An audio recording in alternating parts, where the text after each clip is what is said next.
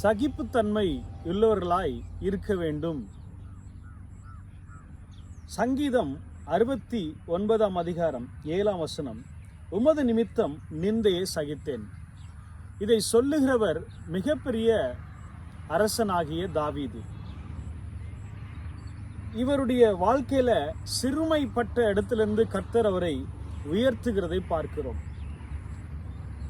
அவருடைய வாழ்க்கையில ஆடுகளை மேய்க்கும் போது ஒரு மிக மட்டமான ஒரு வேலை என்று சொல்லுவார்கள் அல்லவா, அப்படிப்பட்ட வேலையில இருக்கும்போது ஆண்டவர் அவரை உயர்த்த ஆரம்பிக்கிறதை பார்க்கிறோம்.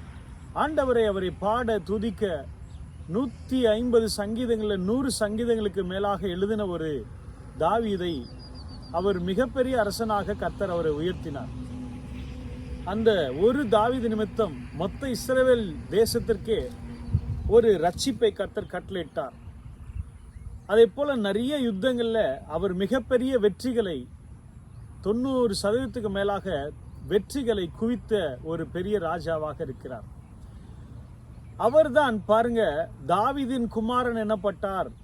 இயேசுவுக்கே அந்த ஒரு உயர்வான ஒரு இடத்துல தாவீதுடைய பேர் அடிபடுகிறதை பார்க்கிறோம். அந்த குருடன் கூட சொல்லுகிறான், தாவீதின் குமாரனை எனக்கு இறங்கும் என்று சொல்லி. அன்பிற்குரிய தேவ பிள்ளைகளே, இவர் மிகப்பெரிய ராஜாவா இருந்தார்.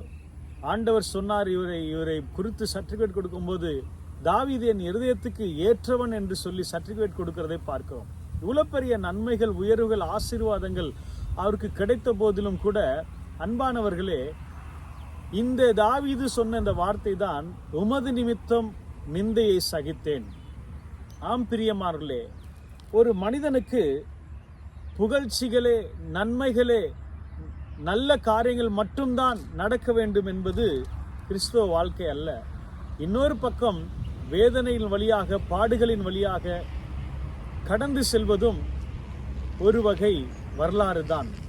ஆம் அன்பானவர்களே, 2 சாமுவேல் 16 அதிகாரம் 12 வசனம் சொல்லுகிறது, ஒருவேளை கர்த்தர் என் சிறுமையை பார்த்து இந்த நாளில் அவன் நிந்தித்த நிந்தனைக்கு பதிலாக எனக்கு நன்மையை சரி கட்டுவார் என்றார். தன்னுடைய அப்சலோம் மகன் நிமித்தமாய் இந்த பாடுகளை, துன்பங்களை அனுபவிக்கிறதை பார்க்கிறோம். பிரியமானவர்களே, நீங்களும் கூட உங்களுடைய உறவினர்களோ, நண்பர்களோ, தெரிந்தவர்களோ, நீங்கள் அவர்களுக்கு நன்மை செய்தால் கூட, எவ்வளவுதான் நன்மை அடிக்கடி நீங்கள் செய்து கொண்டே இருந்தாலும் கூட, உங்களை குறை கூறிக்கொண்டே இருக்கிறார்களா? உங்களை அற்பமாய் நினைக்கிறார்களா? உங்களை அவமானப்படுத்தி கொண்டே இருக்கிறார்களா? ஆம் பிரியமானவர்களே, கர்த்தர் நிமித்தமாய் அந்த பாடுகளை நீங்கள் சகித்துதான் ஆக வேண்டும். இந்த தாவீதும் தன்னுடைய ஒரே அந்த பிள்ளை, அந்த 2 சகோதரர்கள், அம்னோன் என்ற மகனை கொலை செய்த நிமித்தமாய் அந்த அப்சலோம் ஓடி போகிறான். 1-2 வருடங்களுக்கு பிறகு மீண்டுமாய் தாவீது தன் தகப்பனை சந்திக்க வரும்போது, தகப்பனுக்கு தான் ராஜ மரியாதை கிடைக்க வேண்டுமா, எனக்கும் வேண்டும் என்று சொல்லி தவறான பாதையில, குறுக்கு வழியில சென்று தனக்குன்னு ஆட்களை நியமித்து ஒரு கட்சியை ஆரம்பிக்கிறது போல ஜனக்கூட்டத்தை சேர்த்து கொண்டு தகப்பனுக்கு நேராகவே அவன் எழும்புகிறதை பார்க்கிறோம். அப்படிப்பட்ட நேரத்துல சவுல், முன்னாள் ராஜாவா இருந்த சவுலுடைய அரண்மனையில வேலை செய்த ஒரு வேலைக்காரன் அந்த 16 அதிகாரத்துல, 2 சாமுவேல் 16 அதிகாரத்துல தாவீதை பார்த்து, ஒளிந்து போ இரத்த பிரியனே அப்படின்னு சொல்லி மிக கேவலமாக தாவீதை நிந்திக்கிறதை, அவமானப்படுத்துகிறதை பார்க்கிறோம். கூட அந்த தாவீது கூட இருந்த ஒருத்தர் சொல்றாரு, நீங்க ஆணையிடுங்க தலைவரே, ராஜா அவனுடைய தலையை எடுத்து கொண்டு வருகிறேன் சொல்லும் போதுதான் இந்த வார்த்தையை தாவீது அழகாய் சொல்லுகிறார், ஒருவேளை கர்த்தர் என் சிறுமையை பார்த்து இந்த நாளில் அவன் நிந்தித்த நிந்தனைக்கு பதிலாக எனக்கு நன்மையை சரி கட்டுவார். அன்பான தேவ பிள்ளைகளே, இந்த உலகம் பொல்லாங்கானது, அநியாயம் செய்கிற உலகம், நம்ம நன்மை செய்தாலும் நம்மை குறை கூறுகிற உலகம், நம்மை வேதனைப்படுத்துகிற உலகம், நம்மை துக்கப்படுத்துகிற உலகம். ஆகவே அநியாயங்களை சகித்து கொண்டு தேவனுடைய பாதத்தில் நம்மை அர்ப்பணிப்போம், ஒப்பு கொடுப்போம், சோர்ந்து போகாமல் முன் செல்லுவோம். கர்த்தர் நம்முடைய பாடுகளை, துக்கங்களை மாற்றி போட்டு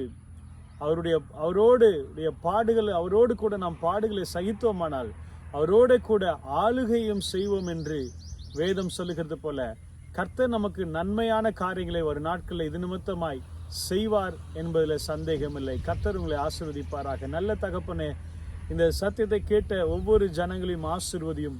ஒருவேளை அவருடைய வாழ்க்கையில பாடுகள், துக்கங்கள், துயரங்கள் வழியாக கடந்து போவார்களே, ஆனால் தாவீது சொன்னது போல அதை சகிக்க கர்த்தாவே ஒவ்வொருக்கும் கிருபை தாரும்.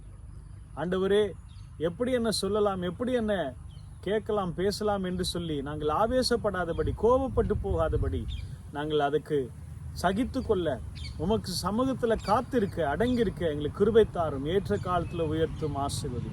இயேசுவின் நாமத்தில் ஜெபிக்கிறோம் நல்ல பிதாவே. ஆமென்.